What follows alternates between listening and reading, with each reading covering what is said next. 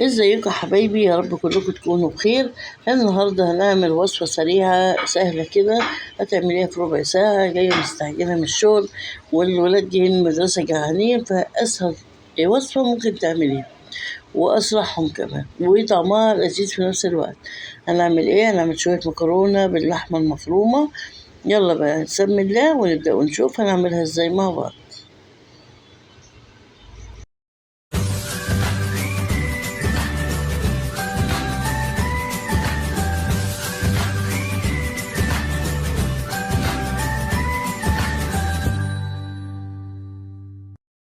أهلا بيكم حبايبي في وصفة جديدة، والنهاردة وصفتنا من الوصفات السهلة السريعة اللي ممكن تحضريها في ربع ساعة. نعمل كده شوية مكرونة كده باللحمة المفرومة. مش هياخدوا منك ربع ساعة. أول حاجة هنجيب حلة على النار، نحط فيها معلقة سمنة حلوة، ويا سمنة ومعلقة بلدي كده، تطعيمة حلوة أوي. هننزل ببصلاية كبيرة أو 2 متوسطين مفرومين ناعم أوي. بعد كده مجرد ما البصلة تاخد لون حلو، اللون اللي هو الذهبي كده، هننزل بقى بالطماطم، طبعا حسب الكمية اللي انت هتعمليها. حطيتها كده وسبتها علشان تتسبك.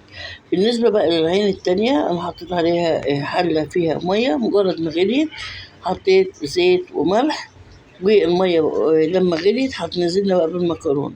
المكرونة قلم بقى هو اللي انت حابة تعمليه، وهسيبها لغاية ما تستوي 3/4 سوا، وبعد كده هصفيها في مصفى. بالنسبة للصلصة بقى، هحط فيها ملح وفلفل، وكمان هحط معلقة سكر عشان الحموضة بتاعت الطماطم.